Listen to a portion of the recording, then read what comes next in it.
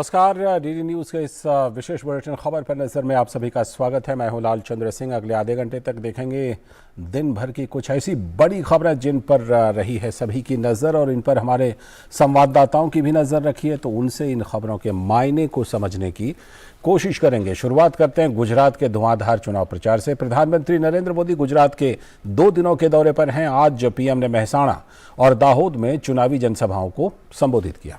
संबोधित करते हुए प्रधानमंत्री ने कांग्रेस पर जमकर हमला बोला। पीएम ने कहा कि कांग्रेस ने गुजरात और पूरे देश को बर्बाद कर दिया है। और इसके साथ ही केंद्रीय गृह मंत्री और भाजपा के वरिष्ठ नेता अमित शाह ने राजकोट की जसदण विधानसभा में चुनावी जनसभा को संबोधित किया।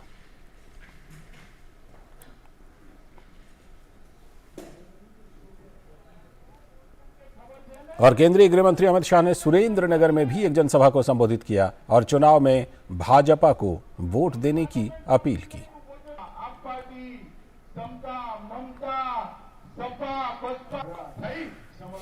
और हमारे साथ हमारे संवाददाता शैलेंद्र मिश्र जुड़ चुके हैं इस खबर पर और ज्यादा जानकारी देने के लिए। शैलेंद्र, प्रधानमंत्री की धुआंधार रैलियां और साथ ही बड़े नेताओं की रैलियां, क्या कुछ रैलियों का रंग गुजरात के चुनाव प्रचार में दिखाई पड़ रहा है शैलेंद्र, और किन मुद्दों पर सबसे ज्यादा बात हो रही है शैलेंद्र? देखिए लालचंद्र, रंग ये है कि रंग और गाढ़ा होता जा रहा है चुनाव प्रचार का। जब हम धुआंधार रैलियां देख रहे हैं, खासतौर पर बीजेपी की तरफ से, जब प्रधानमंत्री नरेंद्र मोदी की आज कुल 4 रैलियां हैं।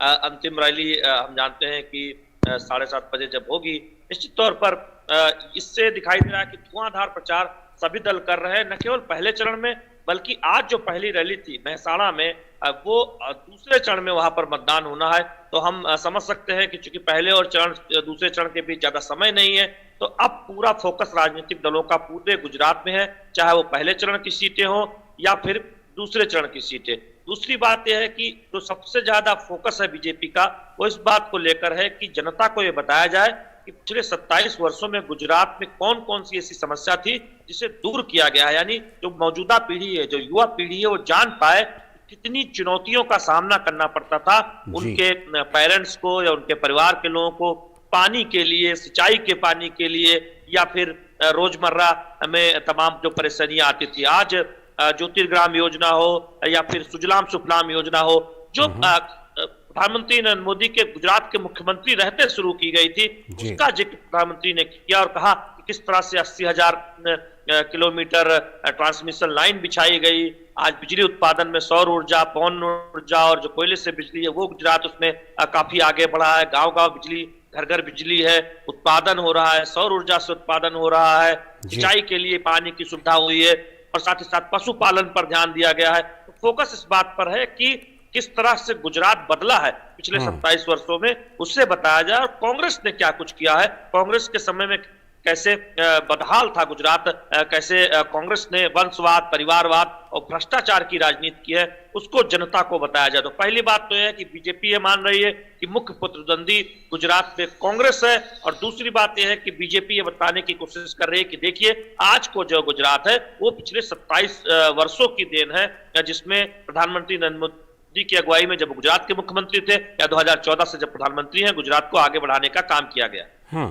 और शैलेंद्र, प्रधानमंत्री की रैलियों की ये बात हुई, और भी कई बड़े नेता भारतीय जनता पार्टी की तरफ से अमित शाह, जेपी नड्डा जैसे तमाम बड़े नेता प्रचार कर रहे हैं। क्या ये कहा जा सकता है कि अगर हम तुलना करें तो कम से कम प्रचार के मामले में भारतीय जनता पार्टी बड़े नेताओं के प्रचार के मामले में काफी एक लीड लेती हुई नजर आ रही है गुजरात चुनाव के प्रचार में? शैलेंद्र जी, देखिए इसके 3 कारण है। पहली बात तो यह है कि बीजेपी के पास बड़े नेताओं, केंद्रीय नेताओं की एक लंबी चौड़ी श्रृंखला है। प्रधानमंत्री नरेंद्र मोदी और गृह मंत्री अमित शाह गुजरात से ही आते हैं, और ऐसे में हम जानते हैं कि सबसे बड़े स्टार प्रचारक प्रधानमंत्री तो हर विधानसभा चुनाव में बीजेपी की तरफ से होते हैं। गृह मंत्री अमित शाह हैं, बीजेपी के राष्ट्रीय अध्यक्ष जेपी नड्डा है, गुजरात के तमाम बीजेपी के नेता हैं, गुजरात के मुख्यमंत्री हैं। तो और केंद्रीय मंत्री और बीजेपी शासित राज्यों के मुख्यमंत्री हम देख रहे हैं, योगी आदित्यनाथ और हेमंत बिस्वा शर्मा खूब चुनाव प्रचार कर रहे हैं। तो स्वाभाविक है कि बीजेपी के पास ज्यादा नेता है, तो इस समय चुनाव प्रचार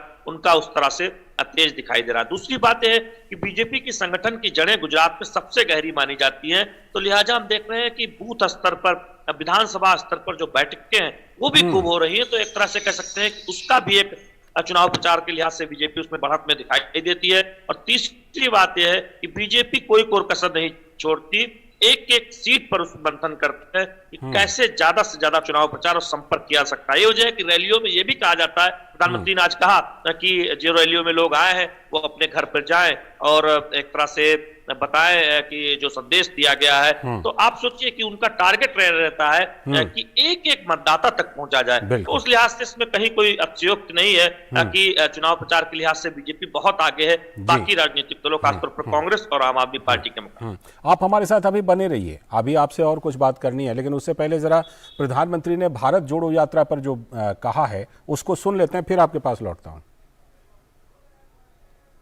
एक भाई પદ માટે યાત્રા કરી રહ્યા છે। હવે પદ માટે કોઈ યાત્રા કરે એમાં કઈ વાંધો નહીં, લોકશાહીમાં હોય, પણ કેવું ભાષણ કરે છે તમે જુઓ। આદિવાસીઓની વાત કરે, હું જરા આ પદ માટે ફાંફા મારતા લોકોને પૂછવા માંગુ છું કે જ્યારે ભારતીય જનતા પાર્ટીએ એક આદિવાસી બહેનને રાષ્ટ્રપતિના ઉમેદવાર બનાયા તો એમને ટેકો આપવામાં તમારા પેટમાં શું દુખતું હતું ભાઈ? प्रधानमंत्री अपने ही अंदाज में और वो भी गुजराती भाषा में वो अपने कांग्रेस के ऊपर हमला कर रहे थे और विपक्षी पार्टियों पर भी कि एक आदिवासी महिला को जब राष्ट्रपति बनाया गया है तो कई दलों को ये पच नहीं रहा है। और इसके साथ ही हमारे साथ शैलेंद्र मिश्र एक बार फिर से जुड़े हुए हैं। शैलेंद्र से बात हम कर रहे थे, उनसे बात कर लेते हैं। शैलेंद्र, जैसे हमने भारतीय जनता पार्टी की बात की कि उनके पास तो लगता है कि लंबी लाइन है बड़े नेताओं की, लेकिन अगर कांग्रेस और आम आदमी पार्टी, आपने कहा कि कांग्रेस काफ़ी हद तक मुकाबले में आने की कोशिश कर रही है, पिछली बार अच्छा प्रदर्शन रहा था कांग्रेस का गुजरात में, इस बार आम आदमी पार्टी जो एंट्री मारने की कोशिश कर रही है, तो क्या लग रहा है इससे जो वोटों का संतुलन है उस पर क्या असर पड़ सकता है? शैलेंद्र, देखिए, सबसे बड़ी बात यह है कि बीजेपी यह मानती है कि कांग्रेस प्रतिद्वंदी है और कांग्रेस यह मानती है कि बीजेपी से उसका मुकाबला है। आम आदमी पार्टी कहीं उसमें नहीं आती। आम आदमी पार्टी कोशिश जरूर कर रही है कुछ तीसरे विकल्प के तौर पर सामने आए। शैलेंद्र, थोड़ा सा आप अपने माइक्रोफोन को थोड़ा सा ऊपर कीजिए। बिल्कुल, हम उसी पर बता रहे थे कि कैसे ये एक कोशिश हो रही है आम आदमी पार्टी की तरफ से कि जनता उसे भी एक विकल्प के तौर पर देखे, लेकिन आम आदमी पार्टी की वो कोशिश कितनी परवान चढ़ेगी ये देखने वाली बात होगी। चूंकि ऐसा होता फिलहाल तो प्रचार के लिहाज से दिखाई नहीं दे रहा, उस हिसाब से रिस्पांस भी मिलता दिखाई नहीं दे रहा है। इस तरह से झटके लगे हैं। एक उम्मीदवार ने उनका पर्चा वापस कर दिया। चुनाव प्रचार में हम उतना कह सकते हैं जरूर भगवत मान है, अरविंद केजरीवाल है, राघव चड्ढा है, प्रचार करने की कोशिश कर रहे हैं और हम देख रहे हैं कि ये माहौल बनाने की आम आदमी पार्टी की तरफ से कोशिश हो रही है, लेकिन जनता के बीच उस तरह का रिस्पांस फिलहाल मुझे मिलता दिखाई नहीं दे रहा। तो ऐसे में तीसरे विकल्प के तौर पर वो कोई बहुत छाप छोड़ेंगे इसमें काफी संदेह हो जाता है, क्योंकि अभी भी लगता है कि परंपरागत तौर पर एक तरफ बीजेपी है और दूसरी तरफ कांग्रेस है। गुजरात की तमाम सीटों पर या कहें अधिकांश सीटों पर, सूरत और कुछ इलाकों में जरूर आम आदमी पार्टी अपनी कोशिश कर रही है और ये मुकाबला बना। चलिए, और कैसा इसका नतीजा रहता है, आगे प्रचार किस दिशा में जाता है, ये तो आपसे बात करते ही रहेंगे। फिलहाल आपका बहुत बहुत शुक्रिया जुड़ने के लिए और बातचीत और विश्लेषण करने के लिए। और अब हम बढ़ते हैं खबर पर नज़र में अगली बड़ी खबर की तरफ, और हमारी जो अगली बड़ी खबर है वो पूर्वोत्तर के शिवाजी के बारे में। जी हाँ, अभी हम आपको बताते हैं। केंद्रीय मंत्री निर्मला सीतारमण ने आज दिल्ली के विज्ञान भवन में असम के महान सिपहसालार लाचित बरफुकन की 400वीं वर्षगांठ के उपलक्ष्य में एक प्रदर्शनी का उद्घाटन किया। इस मौके पर निर्मला सीतारमण ने कहा कि संस्कृति मंत्रालय को असम सरकार के साथ मिलकर असम के पराक्रमी इतिहास को सभी विश्वविद्यालयों तक पहुंचाना चाहिए, ताकि हमारे युवाओं को हमारे इतिहास पर गर्व हो।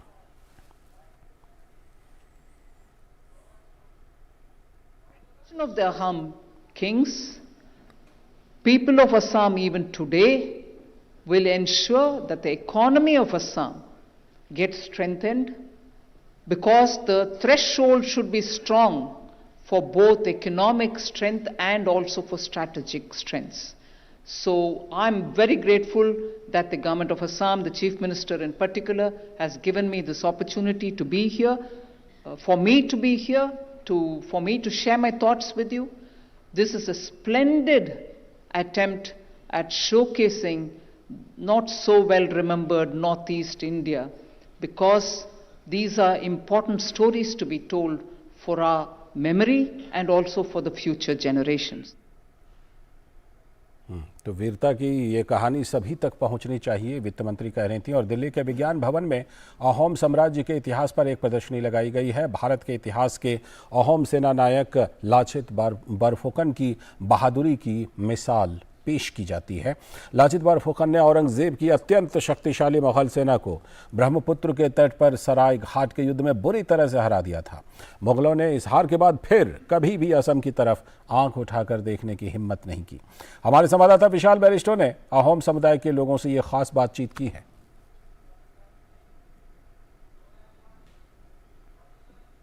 मैं इस वक्त दिल्ली के विज्ञान भवन में हूं और यहां पर लगी है खास प्रदर्शनी जो अहोम डायनेस्टी के रिच कल्चरल हिस्ट्री के बारे में बताती है। किस तरह से जो ग्रेट जनरल थे लचित बोरफुकन, उन्होंने 17 बार मुगल इन्वेडर्स को ना सिर्फ रोका बल्कि उनके दांत भी खट्टे कर दिए। मेरे साथ कुछ युवा है, आइए हम उनसे बात करते हैं। सबसे पहले जानते हैं कि अभी अभी केंद्रीय मंत्री निर्मला सीतारमण ने कहा है कि संस्कृति मंत्रालय असम सरकार के साथ मिलकर इस पूरी विरासत को दुनिया के खास तौर से देश के कोने कोने तक लेकर जाए विश्वविद्यालयों में। कैसा लग रहा है आपको दूल्हा बन के? अच्छा लग रहा है, बहुत ऑनर्ड फील हो रहा है और एक्चुअली जो अपना ड्रेस है उसको लगा के मुझे कुछ प्राउड फील हो रहा है। आज अहोम ट्राइब का दुल्हन बनी हूँ। क्या पहना है आपने? ये फासिन है, वो जो स्कर्ट है ये स है और ये फमाई है। इस ड्रेस में ये बेसिकली ये दुल्हन पहनता है, ऐसा वाला ड्रेस। फिर हम लोग ये नॉर्मल में जो भी मतलब पहन सकते हैं। अभी ये केंद्रीय मंत्री ने बोला कि आपकी इतनी रिच कल्चरल हिस्ट्री है, इसको अलग अलग विश्वविद्यालयों में लेके जाना चाहिए। तो एक युवा होने के नाते आपको कितना एक्साइटिंग लगता है? एक्चुअली जो हम लोग का कल्चर है वो अभी मतलब थोड़ा हाइड हो रहा है, क्योंकि सब लोग मतलब अभी तक इतिहास की किताबों में इसको इतना नहीं दिखाया गया जितना मुगलों का इतिहास दिखाया गया। तो आई फील वेरी ऑनर्ड। मुझे तो अच्छा लगता है क्योंकि मैं एक अहोमी हूँ, अहोम गर्ल हूँ, तो मुझे अच्छा लगता है। I feel very honoured. Cameraman Vinay Tiwari और मोर मुकुट के साथ मैं विशाल बैरिस्टो, डीडी न्यूज़ दिल्ली। ये बड़े अफसोस की बात है कि अहोम साम्राज्य के गौरवशाली इतिहास को अब तक हमारे स्कूल और कॉलेज से दूर रखा गया। ये मानना है पूर्वोत्तर मामलों के विशेषज्ञ तरुण विजय का। हमारे संवाददाता विशाल बैरिस्टो ने विज्ञान भवन दिल्ली में तरुण विजय से खास बातचीत की, जहां अहोम साम्राज्य के सेनापति लाचित बरफुकन की 400वीं जयंती ये मनाई जा रही है।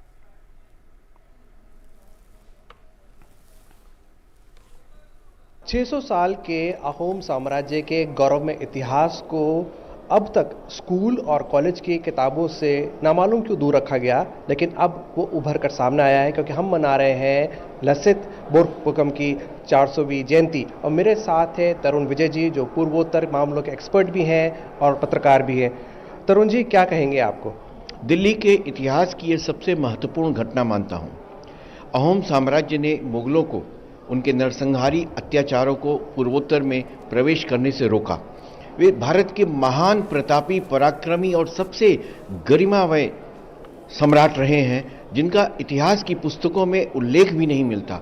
राजराज चोल, चेर, पांडे, कृष्णदेव राय ऐसे महान प्रतापी सम्राटों की तुलना में और शिवाजी की तुलना में ही हमारे अहोम सम्राट माने जाते हैं। तरुण जी, जब हम बात करते हैं बैटल ऑफ सराय घाट की, तो ये स्ट्रैटेजिकली कितना इंपॉर्टेंट है, क्योंकि गेटवे टू नॉर्थ ईस्ट और साउथ ईस्ट एशिया है और वहाँ पर उन्होंने मुगलों को रोका। तो ये बैटल कितना इंपॉर्टेंट था?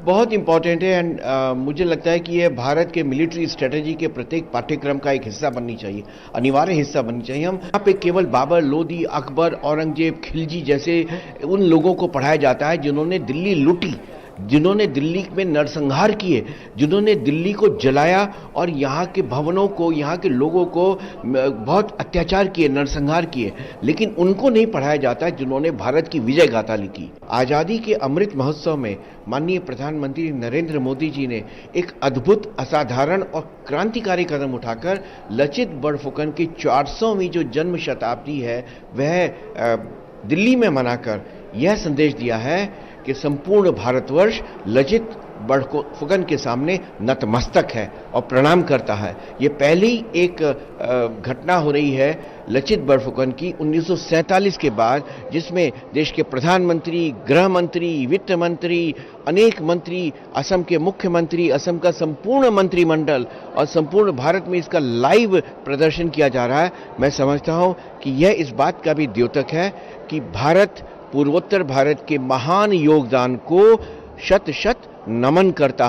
तो जैसे कि आपने सुना, लचित बड़फुकन, जिनको लसित बड़फुकन कहा जाता है असमिया के अंदर, उनकी जीत का परचम आज दिल्ली में लहरा रहा है। कैमरामैन विनय तिवारी और मोर मुकुट के साथ मैं विशाल बैरिस्टो, डीडी न्यूज़, दिल्ली। ये बातचीत विशाल बैरिस्टो ने की थी और वो खुद हमारे साथ मौजूद हैं इस खबर पर। विशाल, भूले बिसरे नायकों को जिनको यथोचित सम्मान नहीं मिला, हमने देखा है पिछले दिनों सरकार की हमेशा ये कोशिश रही है कि उन लोगों को सम्मान दिया जाए। उसी दिशा में ये जो लचित बड़फुकन की जो 400वीं जयंती है, इसको एक बड़ा कदम माना जाएगा असम सरकार का और केंद्र सरकार का भी। जी लालचंद, सबसे पहले आपको शुभ संध्या। और जाहिर सी बात है ये बहुत बड़ा कदम है, क्योंकि अगर आप इतिहास देखें तो 1526 में बाबर ने पानीपत की पहली लड़ाई में इब्राहिम लोदी को हराया और तब मुग़ल सल्तनत की जो है वो नींव रखी गई और 19वीं शताब्दी तक आते आते मुग़लों का नामो निशान नहीं रहा। लेकिन अगर हम बात करें अहोम डायनेस्टी की तो 600 साल तक वो कायम रहा। और स्कूली किताबों में ख़ास तौर से अगर हम आसाम के बाहर की बात करें तो NCERT की किताबों में आपको इतना उल्लेख नहीं मिलेगा, और जब स्कूलों में नहीं है तो कॉलेज और यूनिवर्सिटी में आप भूल जाइए। वो बात दूसरी, अगर आप रिसर्च कर रहे हैं तो जाहिर सी बात है आपको थोड़ा ज़्यादा पढ़ना पड़ेगा। यही सरकार कर रही है कि हम जब आज़ादी का अमृत महोत्सव मना रहे हैं तो 25 साल हमारे लिए बहुत इंपॉर्टेंट होने वाले हैं, खासतौर से युवाओं के लिए। तो उनको अपने इतिहास का, गौरव में इतिहास के बारे में बताना और कैसे वो इंस्पायर हो सकते हैं अपने ओन हीरोज से। क्योंकि अगर हम बात करें लासित बड़फुकन की तो वो ऐसे जनरल थे जिन्होंने एक बड़ी फौज को एक नहीं कई बार हराया, 17 बार तो दर्ज है। और ख़ास तौर से गुरिल्ला वॉरफेयर में जो आप छुपकर हमला करते हैं। और उन्होंने राम सिंह फर्स्ट जो कमांडर थे औरंगजेब की सेना के, मुगलों के, उनको इंसाइट किया कि वो आए और ब्रह्मपुत्र की तरफ बढ़ें, क्योंकि वो जानते थे कि अगर मैदानी लड़ाई होगी तो उसमें उनके पास नंबर नहीं है, वो आउट नंबर्ड हो जाएंगे। लेकिन उनको अपनी जो मरीन फोर्स है उससे हराया, जबकि मुगल बहुत बड़ी लंबी चौड़ी अपनी मरीन फोर्स भी लेकर आए थे। बावजूद इसके, क्योंकि वो टेरेन को अच्छी तरह से जानते थे, उनको ब्रह्मपुत्र पर लेकर आए और ब्रह्मपुत्र के ऊपर लाकर उनको ऐसा पराजित किया कि उनको नाको चने चबाने पड़े और दांत खट्टे करवा कर वो अपने भागते नजर आए। तो ये बात किताबों में क्यों नहीं है, हमारे स्टूडेंट्स को क्यों नहीं पढ़ाई जा रही है? अगर आप दिल्ली के स्कूलों में अगर पूछें तो लासित बड़फुकन के बारे में कितने लोग जानते होंगे? बिल्कुल, ये बड़ा सवाल है और इसी सवाल को सुलझाने की कोशिश इस तरह की पहल से की जा रही है। बहुत बहुत शुक्रिया जुड़ने के लिए विशाल, इस खबर पर और जानकारी देने के लिए। और अब हम बात करने वाले हैं इफ़ी की। गोवा में चल रहे अंतर्राष्ट्रीय फिल्म महोत्सव में फिल्म बाजार के सेक्शन में बुक एडेप्टेशन की पहल की गई है। इसमें कई सारे लेखक और पब्लिकेशन हाउस अपने अपने किताबों के साथ शिरकत कर रहे हैं। पुस्तकों को किताब प्रेमियों के लिए डिस्प्ले में लगाया गया है, जिससे कि उन्हें किसी भी तरह की कोई परेशानी न हो। इसका मकसद फिल्म निर्देशकों के सामने नई कहानियों को पेश करना है। इफ़ी के इस पहल से पन्नों पर उकेरी हुई कहानियों को पर्दों तक पहुंचाने में मदद मिलेगी। इस बार फिल्म बाजार के सेक्शन में बुक अडेप्टेशन में 27 प्रतिभागी भाग ले रहे हैं, जिनमें से 21 पब्लिकेशन हाउस भी शामिल है। भारतीय अंतर्राष्ट्रीय फिल्म महोत्सव में पहली बार फिल्म बाजार के सेक्शन में बुक अडाप्टेशन का एक इनिशिएटिव लिया गया है। आप देख सकते हैं यहाँ पर ये जो पवेलियन लगा हुआ है, यहाँ पर कई सारे ऑथर्स हैं, कई सारे पब्लिकेशन हाउस हैं जो अपने बुक्स के साथ में यहाँ पर आए हुए हैं। बुक्स सारे डिस्प्ले किए गए हैं एक ही मकसद से कि बुक्स जो हैं वो स्टोरीज़ देती हैं और स्टोरीज़ जो हैं वो फिल्म में टर्न की जा सकती हैं। साथ ही जो वेब सीरीज़ हम जानते हैं वो भी कई सारे मूवीज़ जानते हैं जो बुक्स के ऊपर हैं, बुक्स को अडाप्ट किए जाते हैं, वो सब ये आइडिया है। और हमारे साथ कृतिका हैं जो कोऑर्डिनेटर हैं बुक टू बॉक्स ऑफिस की।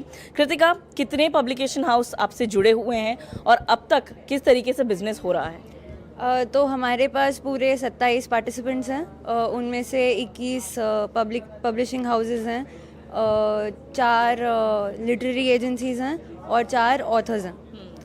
और रिस्पांस काफ़ी अच्छा रहा है, बहुत सारे लोग आ रहे हैं, बहुत सारी मीटिंग्स हो रही हैं और बस मैं बहुत खुश हूँ कि ये सक्सेस रहा। हमारे साथ में है मिथिलेश जी जो इस पब्लिकेशन से हैं, वो ऑथर भी हैं। उनसे जानते हैं, मिथिलेश, कौन से बुक्स लाए हैं आप और किस तरीके से एक्सपेक्ट कर रहे हैं ये एक प्रोग्राम जो है उससे? हम फ्लाइटिंग पब्लिकेशन से हैं, तो हमारा मोटो है किताबें ज़रा हटके। हम उन जॉनर्स पे काम करते हैं जो बाकी के हिंदी जॉनर्स में नहीं है। जैसे बच्चों के लिए कहानियाँ नहीं लिखी जाती है, उनके लिए छोटी कहानियाँ होती है, आपने देखा होगा NBT या कई सारे, लेकिन हम लोग बुक सीरीज़ पे काम कर रहे हैं। कुछ कंटेंट हम लोग 25 सिलेक्टेड कंटेंट्स यहाँ लेकर आए हैं फिल्म के लिए, जो हमें लगता है कि ये फिल्म में अडॉप्ट किए जा सकते हैं, क्योंकि ऐसे कंटेंट की ज़रूरत है हमारे यहाँ पे। एज अ पब्लिशर हम ये यहाँ पे पिच करना चाहते हैं कि अलग अलग डिफरेंट जॉनर्स के कंटेंट भी जो इंडियन सिनेमा में भी एक्सेप्ट किए जा रहे हैं, तो उनके लिए हमें ज़रूर यहाँ मंच मिला है और आई होप कि बहुत सारे लोग इसमें इंटरेस्ट दिखा रहे हैं, तो कुछ बात बनेगी मैम। तो ना सिर्फ ये पब्लिकेशन हाउसेस के लिए एक बहुत बड़ा प्लेटफॉर्म है, बल्कि फिल्म मेकर्स के लिए भी एक बड़ा प्लेटफॉर्म है, क्योंकि उनके पास में भी एक ये पूरी तरीके से बैंक है स्टोरीज़ का, क्योंकि यहाँ से आप फ्रेश स्टोरीज़ ले सकते हैं और अच्छी फिल्में बना सकते हैं। कैमरा पर्सन अश्लेषा के साथ श्यामा मिश्रा, DD न्यूज़, पणजी, गोवा। सीधे चलते हैं अपने संवाददाता शहला निगार के पास, जो हमारे साथ पणजी से जुड़ रही हैं इस खबर पर और ज़्यादा जानकारी देने के लिए। शहला, जिस तरह से हमने देखा कि RRR के स्क्रिप्ट लिखने वाले KV विजयेंद्र प्रसाद भी कहते हैं कि उनको महाकाव्यों से प्रेरणा मिलती है, तो ये जो पन्नों पर उकेरी हुई कहानियां हैं ये पर्दों तक पहुंचे। प्राय बात होती है कि कहीं ना कहीं स्क्रिप्ट के मामले में और काम करने की जरूरत है, तो उस दिशा में ये जो आज जिस खबर की हम चर्चा कर रहे हैं, ये एक अहम योगदान दे सकता है बॉलीवुड के लिए और हमारी पूरी सिनेमा इंडस्ट्री के लिए। बिल्कुल लालचंद जी, बहुत बड़ी शुरुआत है इफ़ी के इस मंच पे। Book to box office film बाजार में यहाँ पर लगाया गया है। जो किताबों में जो कहानियाँ हैं उनको सिनेमा के पर्दे पर प्रदर्शित किया जाए, कि किताबों से लोगों का रिश्ता ना टूटे और जो लोग किताबें वैसे नहीं पढ़ सकते हैं वो फिल्मों के जरिए उन किताबों को जान सकें, समझ सकें और बेहतर कहानियाँ दर्शकों को देखने को मिले। उसके लिए बुक टू बॉक्स ऑफिस एक बहुत बड़ी पहल है जो कि सरकार द्वारा की गई है। फिल्म बाजार में इफ़ी के मंच पर यहां पर शुरुआत की गई है। इसके अलावा आज और भी कई गतिविधियां खास रही। फिल्म बाजार में आज बिहार के पवेलियन की भी औपचारिक शुरुआत हुई। बिहार का जो पवेलियन है वो अपने आप में बहुत खास इसलिए है क्योंकि बिहार को बहुत कम लोग जानते हैं कि वो शूटिंग के एक डेस्टिनेशन के तौर पर स्थापित है और वहां पर जाकर भी बहुत अच्छे से लोकेशंस हैं जहां पर जाकर शूटिंग की जा सकती है। तो बिहार को लोगों तक पहुंचाया जाए, किस तरह से बताया जाए कि वहां पे भी कौन कौन से शूटिंग प्लेसेस हैं और कौन कौन सी फिल्मों की वहां पर पहले भी ऑलरेडी शूटिंग हो चुकी है। बिहार ने किस तरह से फिल्मों में अपना योगदान दिया है उसे दर्शा रहा है ये पवेलियन। बिहार का बॉलीवुड से क्या कुछ कनेक्ट है और क्या कुछ सिनेमा के जगत में आगे बिहार के लिए संभावनाएं हैं वो दर्शा रहा है। उसके अलावा आज जो एक बहुत महत्वपूर्ण गतिविधि रही वो रहा 75 और क्रिएटिव माइंड्स, जो टुमारो उन लोगों को प्रतियोगिता एक चैलेंज दिया गया था कि उन्हें 53 घंटे में एक मूवी बनानी है। तो वो 53 घंटे का उनका चैलेंज ये आज दोपहर में समाप्त हो गया और इस दौरान एक से बढ़कर एक क्रिएटिविटी लोगों की देखने को मिली। लोगों ने, बहुत सारे लोग ऐसे थे जिन्होंने सुबह से लेकर शाम तक खाना नहीं खाया था और वो अपने फिल्म के को किस तरह से और ज्यादा बेहतर कर सकते हैं इस कोशिश में लगातार लगे रहे थे। नया टैलेंट, लोगों के मन में धुकधुकाहट भी थी कि पता नहीं क्या होगा, कैसा होगा, लेकिन आफ्टर ऑल जैसा कि मेरी ज्यूरी से भी बात हुई, वहां के युवाओं से भी बात हुई, तो निकलकर जहां तक ये लग रहा था कि बहुत कुछ बहुत खास किया है बच्चों ने। जी। और जूरी का जो कहना था, उनका कहना था कि बिल्कुल, हमने शैला। सोचा नहीं था, एक्सपेक्टेशन से परे इन लोगों ने ये काम किया है। ठीक तो है, ठीक है। बहुत खास रहा आज का ये दिन इस मायने में, क्योंकि भारत हम आपसे सरकार लगातार युवाओं लेते के रहेंगे कौशल जानकारी, विकास शैला। को बढ़ावा देने के लिए लगातार कोशिश कर रही है। सिनेमा हाँ। जगत में वो कैसे अपना शैला, हम योगदान आपसे दे, लगातार जानकारी उसके लेते लिए लगातार रहेंगे। काम कर रही है। लालचंद जी, आपकी आवाज मुझ पर हाँ बिल्कुल, मुझे लगता है मेरी आवाज आप तक नहीं पहुंच पा रही है, लेकिन बहुत बहुत शुक्रिया। और बिहार के कॉमेडी, मेरे पीछे बहुत बिहार की साउंड कॉमेडी है है तो और आपने शोर है। भोजपुरी का तड़का जरूर देखा होगा कॉमेडी में। बहुत बहुत शुक्रिया आपका। आगे हम फिर आपसे कभी जानकारी लेंगे। फिलहाल आपका बहुत बहुत शुक्रिया। समय खत्म हो गया। इसी के साथ खबर पर नजर में इतना ही, लेकिन डीडी न्यूज पर खबरों और कार्यक्रमों का सिलसिला लगातार जारी है। नमस्कार।